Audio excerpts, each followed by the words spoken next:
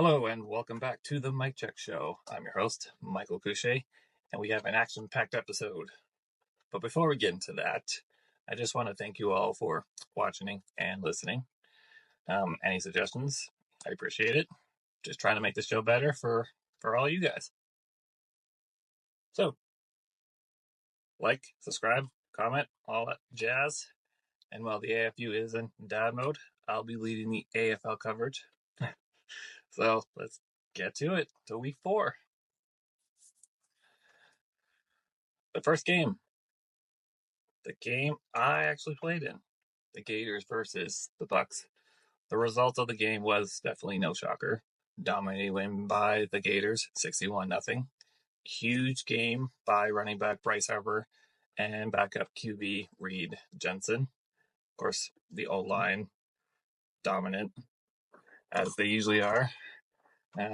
The defense shut down everything the Bucks threw at them. The Bucks pretty much just ran into a wall, even on special teams. The Gators did their thing with an onside kick, not letting anything break through. But the main topic of that game wasn't the Gators' domination, and it was actually the Bucks. The Bucks had to forfeit at half, mainly due to players being injured. So it's a safety concern. The Bucks winning this game, definitely undermanned. Their QB was playing cornerback, which is pretty bad. It was just a brutal game for them. Some guys got hurt. Their star defensive player, Adam Gooden, he ended up leaving with a concussion. It's all around, it wasn't a great game. If it was up to the players, they just fight to the end. I have a ton of respect for those guys, especially because I played in games in those, and they're not fun, quite difficult. So hats off to those guys. The Bucks are in a bad spot for their franchise at the moment. It's not a good look, the forfeit games. It may seem bleak at the moment, but if those core guys stick together and just rebuild, recruit, they'll be fine.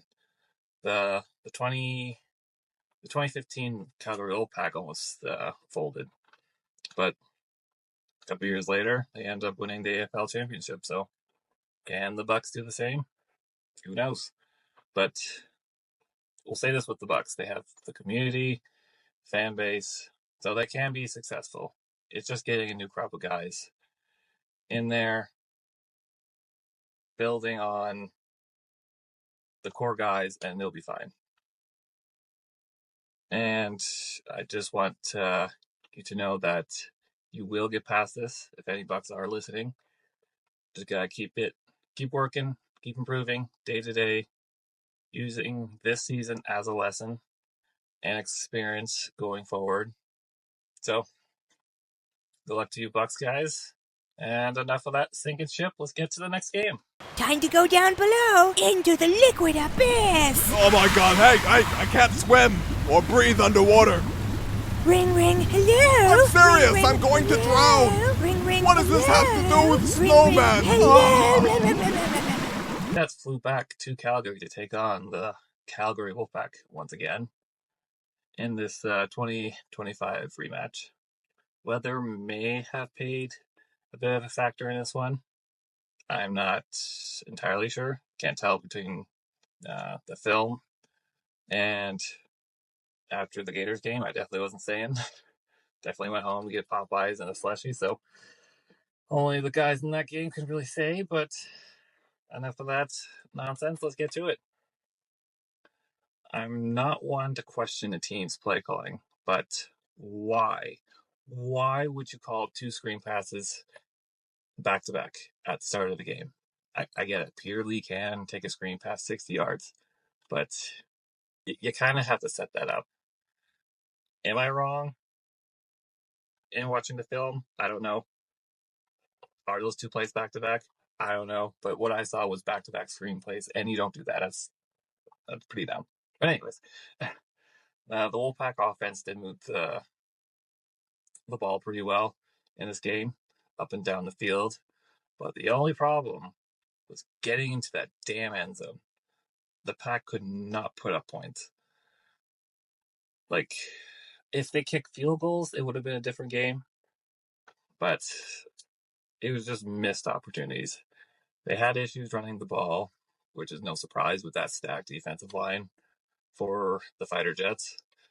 The Pack did do well protecting Leeson, so I can give the O-line credit. The defense did well against the pass early on. It was definitely a slow start by the Jets. But yeah, the Jets just ran down the Pack's throat with the ball.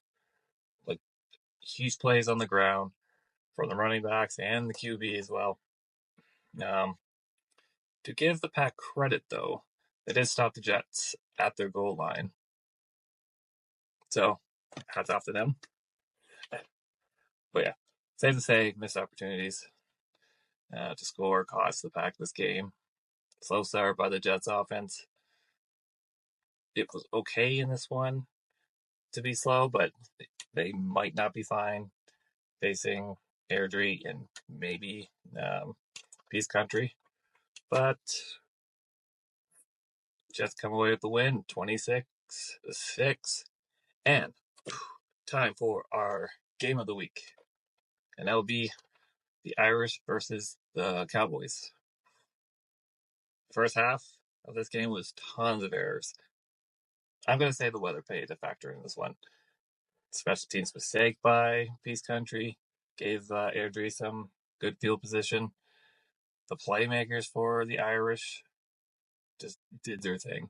Big plays by the running backs and receivers.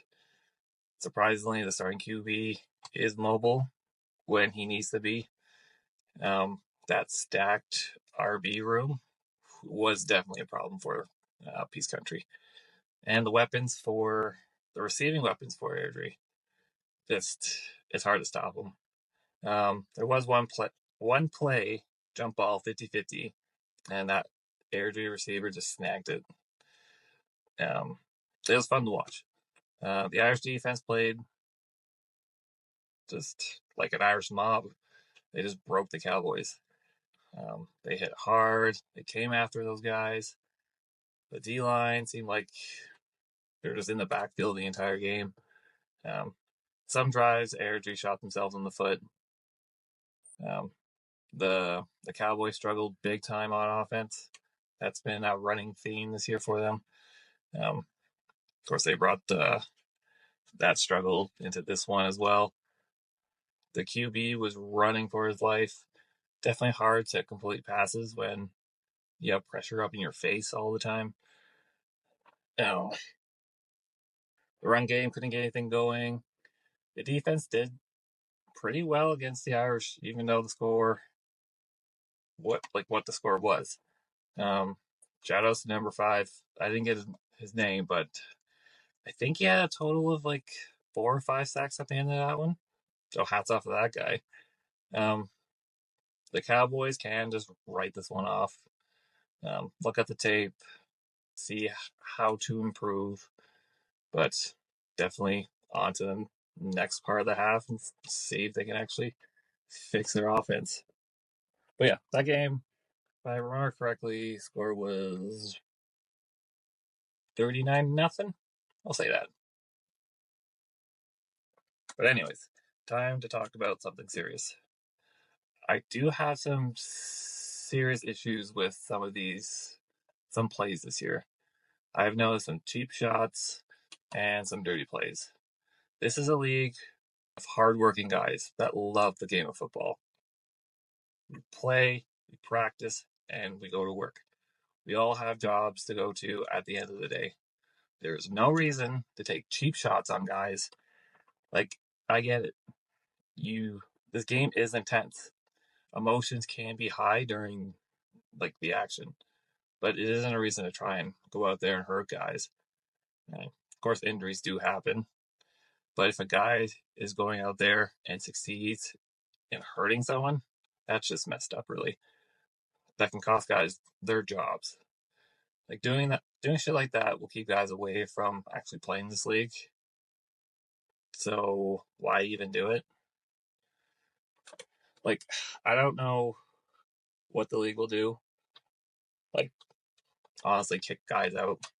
Like, that shit should not fly in our league. But we'll see. We'll see what's going into this. But yeah, that's all I have to say about that topic. Now on to the week 6 action. I'm gonna say 6 because Canada Day is week 5 bye week, but whatever. Let's see if I can stay undefeated in my predictions. So we're starting off with the Wolfpack taking a long trip north again, but instead of going to the airbase, they will be going to the ranch. The Cowboys versus the Wolfpack. Both teams are coming off of losses and will be looking to rebound. The Cowboys need to figure out that offense. I'll say it again. They need to figure out that offense. They scored 0 points against the Irish, and hopefully they will spend those 2 weeks working on at least scoring some points. Because their defense, even though they gave up 39 points, they were put in bad situations during that game. It's going to be a tough task to stop the Wolfpack's offense. I don't see the Cowboys giving up 39 points again. The Wolfpack had trouble getting into the end zone against the Irish. Hopefully they can figure that issue. Because you are not going to win games leaving points off the board. Simple as that. Especially when you're in scoring range and you're just leaving points off the board. The Pack defense has been good this year, but at times they have struggled against the run. Pretty much just run the ball down the Pack's throat. They'll eventually break, but we'll see if they fix that. For the Pack to make a run at that title, this is something they need to fix. They need to fix their run defense. Simple as that. I can see Peace Country taking advantage of that weakness, going attacking the run. Why not? Gotta do something on offense, really. But anyways, this is a tough matchup to predict. But I'm going with the Pack on this one. I don't know how the Cowboys can't fix their offense in that shorter time. And Leeson is just, he gets the offense going. So I'll say Pack. Score-wise, no idea. 28-7. We'll say that. 28-7. Alrighty. So the Bucks are definitely sailing a sinking ship against the Jets in this one. This will be the last game of the season due to the 2 dumb teams in Edmonton folding, of course. But the Bucks have had a terrible 2025 season. So it's probably best to play his last game and get it over with. This will be a good opportunity for the team to show how much heart they have. This last game isn't going to be an easy one. The Jazz are trying to figure out their offense as well. Leaning on the run game will be a safe thing for the Jets to do. That will open up the pass because they struggled a little bit in this category. So we'll see how it works. I'm not too worried about the Jets defense. They've been pretty good all year round. They have been playing just, I won't say lights out defense, but good enough to help them win games. And of course, this will be an issue for the Bucks. Of course, I'm going to go. Of course, I'm going to go with the Jets. So hopefully, it won't be too bad of a game. It'll be good for the Bucks just to end the season off on a high. Get ready for next year. They can have a jump start into training and recruiting and be ready for the 2026 season. So good luck to you guys in that one. Score? No idea. I'll say 35-3. Okay. And now it's time for the game of the week. And There are some Gators looking to eat some Irishmen in this one. Jeez, that's horrible. Anyways, the Irish will be hosting the Gators. Number 1 versus number 2. And this could be a preview of the AFL final. Mr. Tim McLinden says, I am not biased anymore since I am playing for the Gators, but let me tell you, I am calling it how it is. Even if I am on that team, even if I wasn't, it's still going to be the same. So let's get into it. For the offense, the Gators have one of the best quarterbacks in the AFL in Chris Merchant. Even the backup can sling the rock, and the run and throw it. So that's a deadly combo.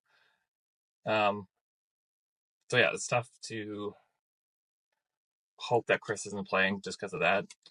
And for Airdrie, their starting quarterback is KP. Garcha? I'll say Garcha. He has an arm. He can throw. It's definitely going to be a tough test for him. So we'll see how well he handles the pressure. The Gators have the reigning Offensive Player of the Year in Bryce Harper, along with standout Marshall Taylor. Harper is the bell cow of the offense, but if Marshall goes in, he's still good enough to keep that ground game going. The Irish are loaded on in the running back position, as I said before. They have Shaver, Dreyer, Hester, all capable backs of running this offense on the ground. Both O-lines are strong, great at protecting their QB and opening up holes. But I have to say I'm giving that edge to the Gators just because the Gators' whole line was first team all AFL, except for one, which is kind of bullshit, but it is what it is. The receiving core are very talented. The Gators have MVP and Ben Natick. I would say, well, moving on to the defense, I would say both defensive lines are evenly matched. Same goes for the defensive backs. A lot of playmakers on both sides of the ball. I think the Gators linebackers are better. They fly around, make plays. Definitely no doubt about it. This game is just filled with talent. So it's going to be a fun one to watch, and I think it's definitely going to be a close game. No Gator bias here, but I am going with the Gators. Because like they say, to be the man, you have to beat the man. So to be the team, number 1 team, you have to beat that number 1 team, and that's the Gators. They are the champs, and they need to be knocked off the throne to say otherwise. So, Gators, Jets, what was that? Wolfpack. So we'll see if I'm right. Again, power rankings, boom, or wherever I put it, stay the same. Why change it? But yeah, this should be an exciting week. Exciting second half of the season. Thank you all for watching and listening. Hope you all enjoy your Canada Day. I'm dressing all in red and white, drinking to celebrate this great country. So stay safe, enjoy the summer, and don't bug me because I'm going to be drinking. Anyways, guys, mic check. Out.